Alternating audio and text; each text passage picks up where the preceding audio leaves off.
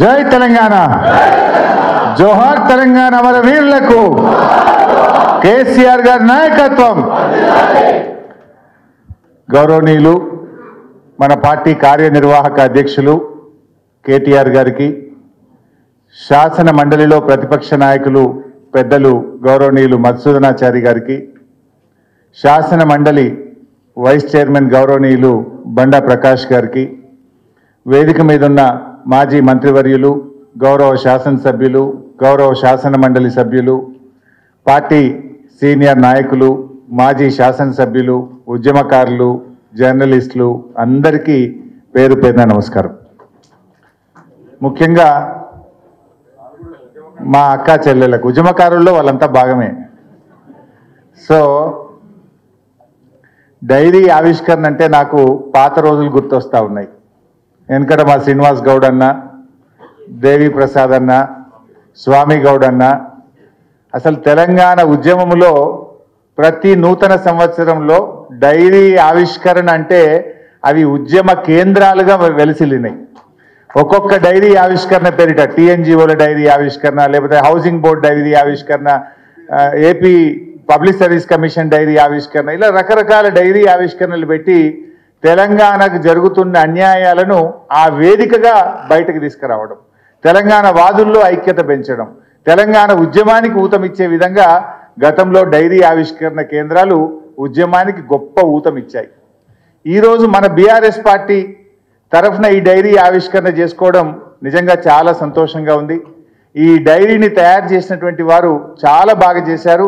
వారికి హృదయపూర్వకంగా నేను ధన్యవాదాలు కూడా తెలియజేస్తా ఉన్నా. అదొకసారి ఇలా తిప్పుతూ ఉంటే డైరీలో ఆనాడు మన 14 ఏళ్ల ఉద్యమ ప్రస్థానం అంతా అక్కడ కనబడతా ఉంది.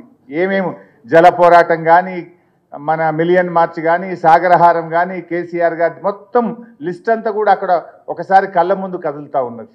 అదేవిధంగా ఇంపార్టెంట్ డేట్స్ కానీ, మన పార్టీ సాధించిన విజయాలు అన్నీ కూడా చక్కగా తయారు చేశారు. పార్టీ ప్రతి నాయకుడు, కార్యకర్త కూడా ఈ డైరీని తన వెంట పెట్టుకోవాల్సినటువంటి అవసరం ఉంది. అది ఉన్నదంటే మొత్తం మన పాత జ్ఞాపకాలన్నీ కూడా గుర్తొస్తాయి. చాలా చక్కగా ఈరోజు డైరీ ఆవిష్కరణ చేసినాం. నాటి డైరీ ఆవిష్కరణ కేంద్రాలు ఆ రోజు రాష్ట్ర సాధనకు ఉపయోగపడితే, నేటి డైరీ ఆవిష్కరణ మన తెలంగాణ రాష్ట్ర అభివృద్ధికి, తిరిగి బీఆర్ఎస్ను అధికారంలో తెచ్చుకోవడానికి, ఈ ప్రజల పక్షాన మనం నిలబడడానికి ఇవి ఎంతగానో ఉపయోగపడతాయి. సరే, ఈరోజు అన్ని విషయాలు పెద్దలు మాట్లాడారు. రేవంత్ రెడ్డి గారి ఏడాది పాలన అయిపోయింది. ఏం చెప్పిండ్రు ఆ రోజు ప్రజలకు చాలా హామీలు ఇచ్చారు. కానీ ఏడాదిలో నిజంగా రేవంత్ రెడ్డి గారు చేసింది ఏమైనా ఉన్నది అంటే అయితే కోతలు, లేకపోతే ఎగవేతలు, కాదంటే కేసులు. కేసీఆర్ గారి ప్రభుత్వం గతంలో అనేక సంక్షేమ కార్యక్రమాలు తెస్తే ఆ సంక్షేమ కార్యక్రమాలకు కోతలు పెట్టినారు. కాంగ్రెస్ పార్టీ మేనిఫెస్టోలో చెప్పిన వాటిని ఎగవేతలు చేస్తూ ఉన్నారు. ప్రశ్నించే వారి మీద కేసులు పెడతా ఉన్నారు. ఇంతకు మించి రేవంత్ రెడ్డి సాధించింది అయితే ఏమి లేదు. ఎగవేతలంటే గుర్తొస్తూ ఉంది. ఆ మధ్య మా రసమై బాలకృష్ణ నన్ను మానకొండూరు పిలిచాడు. నేను ఆడికి పోయి, రేవంత్ రెడ్డి నువ్వు రుణమాఫీ ఎగ్గొట్టినవు, నువ్వు తులం బంగారం ఎగ్గొట్టినవు, రైతు భరోసా ఎగ్గొట్టినవు, మహిళలకు మహాలక్ష్మి ఎగ్గొట్టినవు, వృద్ధులకు 4000 ఆసరా పెన్షన్ ఎగ్గొట్టినవు, ఇవన్నీ ఎగ్గొట్టినవు నాయన. నీ పేరు యనుముల రేవంత్ రెడ్డి కాదు, నువ్వు ఇప్పటి నుంచి ఎగవేతల రేవంత్ రెడ్డివి అన్న. అరే, ఎగ్గొట్టినో అంటే కూడా తప్పేనా? ఇది అన్నందుకు ఆడ మానకొండూరులో నా మీద పోలీస్ స్టేషన్లో కేసు పెట్టారు. ఇప్పుడు నోటీసుల మీద నోటీసులు వస్తున్నాయి నాకు, రా పోలీస్ స్టేషన్ కానీ. ఎగ్గొట్టిండు అంటే ఇది తప్ప? నువ్వు ఎగ్గొట్టింది నిజం కాదా? నువ్వు కోతలు పెట్టింది నిజం కాదా? ఇదంటే రేవంత్ రెడ్డికి కోపం వస్తూ ఉన్నది. ఏం చేసినావు నాయన నువ్వేమన్నా అంటే పబ్లిక్ డైవర్షన్. ఇలా కేటీఆర్ గారి మీద కేసు పెట్టి, ఒక అక్రమ కేసు పెట్టి అన్యాయంగా ఇరికిచ్చే ప్రయత్నం చేసి ఒక పబ్లిక్ అటెన్షన్ డైవర్షన్. దీనికంటే ముందు లగచెర్ల రైతులను అరెస్ట్ చేసి 15 రోజులు లగచెర్ల పేరు మీద డైవర్షన్ చేసినావు.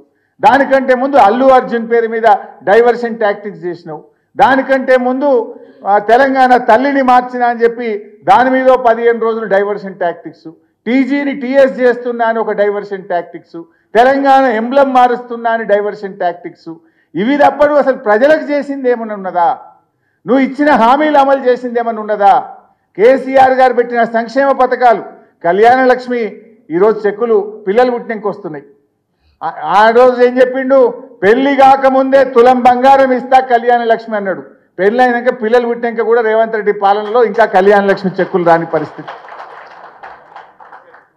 కేసీఆర్ కిట్ వస్తలేదు, న్యూట్రిషన్ కిట్ బంద్ అయిపోయింది, బతుకమ్మ చీరలు బంద్ అయిపోయినాయి, రైతు బంధు బంద్ అయిపోయింది, బీసీ బంధు బంద్ అయిపోయింది, దళిత బంధు బంద్ అయిపోయింది. ఉన్న పథకాలు బంధు పెట్టుడు తప్ప నువ్వు కొత్తగా తెచ్చింది ఏమన్నా ఉన్నదా? నువ్వు రైతు భరోసా అన్నావు. అప్పుడేమో పార్లమెంట్ ఎన్నికల ముందు ఒక్కసారి మళ్ళా కేసీఆర్ ఇచ్చిన రైతు బందే ఇచ్చిండు. చెప్పిందేమో ఇప్పుడైతే 10,000 మేమొస్తే 15,000 అన్నాడు. కానీ ఇచ్చింది 5,000. అది పార్లమెంట్ ఎన్నికలు దృష్టిలో పెట్టుకొని ఇచ్చిండు. ఎలక్షన్ అయిపోయింది, వానకాలం రైతు బంధు ఎగ్గొట్టిండు. ఇప్పుడు మళ్ళీ జెడ్పీటీసీ ఎన్నికలో లోకల్ బాడీ ఎన్నికలు వస్తాయని మళ్ళొక్కసారి రైతు బంధు వేస్తాడు. ఎలక్షన్ అయిపోయాక మళ్ళీ ఎగ్గొడతాడు ఎగవేతల రేవంత్ రెడ్డి. అంటే రైతు భరోసా విషయంలో రైతుల్ని మోసం చేసిండు. రుణమాఫీ చూస్తే సగం మందికి కూడా రుణమాఫీ కాలేదు. పంటల బీమాని ఊరించిండు, 2 పంటలకు కూడా పంటల బీమా ఎగబెట్టిండు. ఏ ఒక్కటి కూడా ఏ వర్గానికి కూడా ఇచ్చిన మాట నిలుపుకున్న పరిస్థితి లేదు. రైతులకు మోసం, మహిళలకు మోసం. మహిళలంటే గుర్తొస్తుంది, మొన్న జార్ఖండ్ రాష్ట్రంలో హేమంత్ సోరెన్ గారు కొత్తగా ముఖ్యమంత్రి అయింది. ఆయన ఎన్నికల్లో మాట ఇచ్చిండు, నా ప్రభుత్వం అధికారంలోకి వస్తే 2,500 మహిళలకు ఇస్తా అన్నాడు. మొదటి నెలలోనే 2,500 ఇచ్చాయన్న మాట నిలుపుకున్నాడు. మరి రేవంత్ రెడ్డి నువ్వేమో 100 రోజుల్లో ఇస్తా అని బాండ్ పేపర్ మీద సంతకాలు పెట్టి 13 నెలలు నిండినా ఈరోజు మహాలక్ష్మి పథకాన్ని రాష్ట్రంలో అమలు చేయలేదు. మహాలక్ష్మి ఎగబెట్టిండు. అదేవిధంగా పక్కన ఆంధ్రప్రదేశ్లో మొదటి నెలలోనే 2,000 పెన్షన్ను 4,000 చేసి ఆంధ్రప్రదేశ్ ప్రభుత్వం మాట నిలబెట్టుకున్నది. రేవంత్ రెడ్డి గారు ఆ రోజు అవ్వా నీ పింఛన్ ఎంత? ఇగో వచ్చే నెల ఇందిరమ్మ రాజ్యం రాగానే 4,000 ఇస్తా అన్నాడు. ఎన్ని నెలలు కావాలి నాయన నీకు? వచ్చే నెల పోయి 13 నెలలు నిండినా ఇవాళ పక్కన ఆంధ్రప్రదేశ్లో 4,000 ఇచ్చిండు. కానీ ఈ రేవంత్ రెడ్డి ఆసరా పెన్షన్దారులకు 40 లక్షల మంది అవ్వాతాతలకు 4,000 పెన్షన్ ఇవ్వకుండా ఇచ్చే 2,000 కూడా 2 నెలలు ఎగ్గొట్టి పాపాన్ని మూటగట్టుకున్నాడు ఈ రేవంత్ రెడ్డి. అంటే ఏం చేసినావు నువ్వు? ఏ వర్గానికి ఇచ్చిన మాట నిలుపుకున్నావని నేను అడుగుతా ఉన్నా. ఎస్సీ ఎస్టీ బీసీ రెసిడెన్షియల్ స్కూళ్ళలో పిల్లల ఉసురు పోసుకున్నాడు.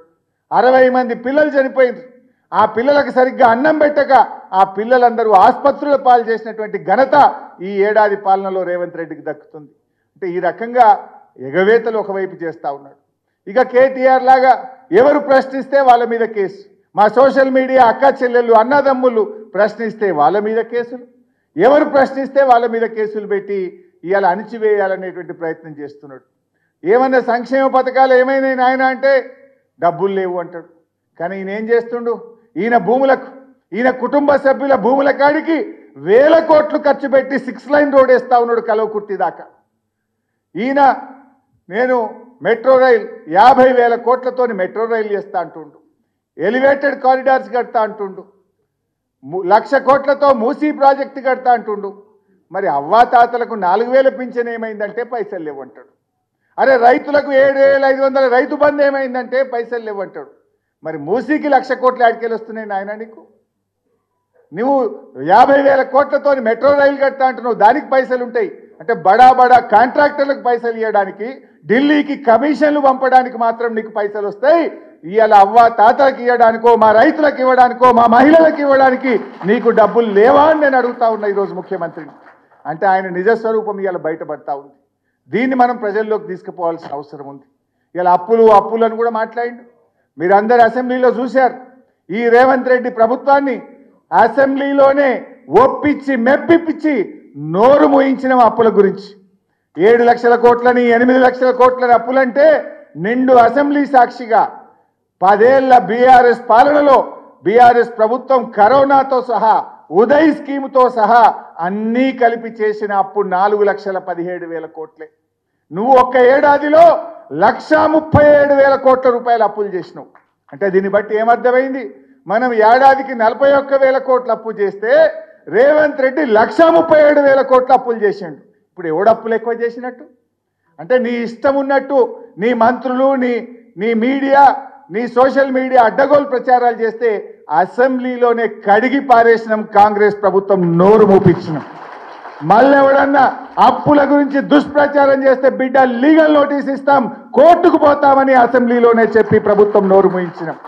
తప్పైతే ఇప్పుడే చెప్పు, బయట మాట్లాడితే ఊరుకోం బిడ్డ అని చెప్పాల్సి వచ్చింది. అంటే ఇలా బీఆర్ఎస్ ప్రభుత్వం వరుసగా 2 ఏళ్లు కరోనా ఉన్నా ఉదయ్ అప్పులు కేంద్ర ప్రభుత్వం బలవంతంగా మన మీద రుద్దినా మన ప్రభుత్వం ఏడాదికి 41,000 కోట్ల అప్పు చేస్తే రేవంత్ రెడ్డి ఒక్క సంవత్సరంలో 1,40,000 కోట్ల రూపాయలు అప్పు చేసిండు. ఇప్పుడు ఎవడరా ఆయన ఎక్కువ చేసింది? మేం చేసిన దాంట్లో కాళేశ్వరం కట్టినాం, పాలమూరు కట్టినాం, చెరువులు బాగా చేసినాం, జిల్లాకు మెడికల్ కాలేజీ కట్టినాం, కలెక్టరేట్లు కట్టినాం, గురుకుల పాఠశాలలకు పక్కా భవనాలు కట్టినాం, మేము ఇంటింటికి నల్లా పెట్టి నీళ్లు తాగిచ్చినాం, నిరంతరాయ విద్యుత్తునిచ్చినాం. మేము 40,000 కోట్లు చేస్తే ఇన్ని అభివృద్ధి కార్యక్రమాలు చేసినాం. నువ్వు 1,40,000 కోట్లు ఒక్క ఏడాదిలో చేసి నువ్వు చేసిన పని ఒక్కటన్నా ఉన్నదా అని అడుగుతున్నా. బీఆర్ఎస్ కట్టిన ఫ్లైఓవర్లకు రిబ్బన్లు కత్తిరిస్తున్నావు, బీఆర్ఎస్ కట్టిన భవనాలకు పోయి రిబ్బన్లు కత్తిరిస్తున్నావు, బీఆర్ఎస్ కట్టిన ప్రాజెక్టులకు రిబ్బన్లు కత్తిరించినావు తప్ప నీ ఏడాదిలో ఒక్క పనన్న చేసినవా రేవంత్ రెడ్డి అని నేను అడుగుతావు. ఈ మాటనే కదా మన కేటీఆర్ గారు అడిగింది. ఈ ఒక్క మాట అడిగినందుకే కదా నువ్వు ఇవాళ అక్రమ కేసులు పెట్టే ప్రయత్నం చేస్తున్నావు. ఇలా మనమందరం ఇలా బీఆర్ఎస్ పార్టీలో ఏ కార్యకర్తకు ఇబ్బంది వచ్చినా పార్టీ అండగా నిలబడ్డది. లగచర్లలో రైతుల కోసం గిరిజన రైతులకు బేడీలేస్తే కేటీఆర్ గారు పర్సనల్గా తన కుటుంబ సభ్యుడు అరెస్ట్ అయితే ఏ రకంగా పనిచేస్తారో లగచర్ల గిరిజన రైతుల కోసం కేటీఆర్ గారు అంత కష్టపడ్డారు. వారి బెయిల్ కోసం, వారిని విడుదల చేయడం కోసం వారి కుటుంబ సభ్యులను కూడా 3 సార్లు కలిసి ధైర్యాన్ని ఇచ్చి ఆ కుటుంబాలకు కూడా అండగా నిలబడి వాళ్ళను జైలు నుంచి గౌరవంగా బయటకు తేవడంలో ఒక పార్టీ వర్కింగ్ ప్రెసిడెంట్గా ఆయన కృషి చేశారు.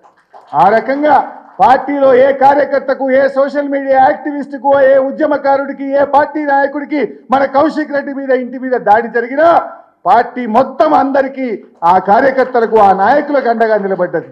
నేను ఇప్పుడు కూడా చెప్తున్నా, కేటీఆర్ గారు కూడా ఒక కార్యకర్తనే, కేటీఆర్ గారు కూడా పార్టీలో ఒక ఉద్యమకారుడే. ఇవాళ ఆయనకు ఆపదొస్తే కూడా మొత్తం పార్టీ కూడా వారికి అండగా నిలబడుతుంది. ఏ రకంగా అయితే ఒక నాయకుడి కోసం, ఒక కార్యకర్తకు ఇబ్బంది వస్తే నిలబడ్డామో, ఇవాళ కేటీఆర్ గారి మీద పెట్టిన కేసు ఆయన మీద పెట్టిన కేసు కాదు, ప్రశ్నించే గొంతు మీద పెట్టిన కేసు, ఉద్యమకారుడు మీద పెట్టిన కేసు. ఆయన గ్రాఫ్ పడిపోతుంది కనుక, రేవంత్ రెడ్డి ప్రభుత్వం రోజు రోజుకు దిగజారిపోతుంది కనుక ఇలాంటి కేసులు పెట్టి ప్రజల దృష్టి మరల్చాలనే ఒక కుట్రలో భాగంగానే కేటీఆర్ మీద కేసు తప్ప ఇది వ్యక్తిగతంగా ఆయన చేసిన తప్పు కాదు, నేరం అంతకంటే కాదు. ఈ రాష్ట్ర ఇమేజ్ పెంచడానికి, రాష్ట్ర ప్రతిష్ట పెంచడానికి, రాష్ట్ర గౌరవం పెంచడానికి ఆయన పనిచేస్తే ఒక అక్రమ కేసు పెట్టేటువంటి ప్రయత్నం చేస్తున్నాడు. ఎట్లయితే కేటీఆర్ గారు, బీఆర్ఎస్ పార్టీ ప్రతి నాయకుడికి, కార్యకర్తగా ఆపదొస్తే నిలబడ్డదో యావత్ బీఆర్ఎస్ పార్టీ ఈరోజు మానసికంగా, ధైర్యంగా కేసీఆర్ కు పూర్తిగా అండదండగా ఉంటాం. ఎవరు కూడా భయపడే ప్రశ్నే లేదు. ఏ నాయకుడికి ఆపదొచ్చినా, పార్టీలో ఏ కార్యకర్తకు ఆపదొచ్చినా ఈ పార్టీ ఒక కుటుంబం, ఈ కుటుంబం అంతా కలిసి పోరాడుతుంది, కలిసి అండగా నిలబడుతుందని చెప్పి మనవి చేస్తూ ఈ డైరీ ఆవిష్కరణ ఇంత అద్భుతంగా జరుపుకోవడం నాకు చాలా సంతోషంగా ఉంది. ఈ డైరీ కూడా ప్రింట్ చేసి ప్రతి నియోజకవర్గానికి 1000 డైరీలు మన ముఖ్య నాయకులకు, కార్యకర్తలకు కూడా పంపిస్తాం. అందరూ కూడా దీన్ని తప్పకుండా ఉపయోగించాలని చెప్పి కోరుతూ జై తెలంగాణ.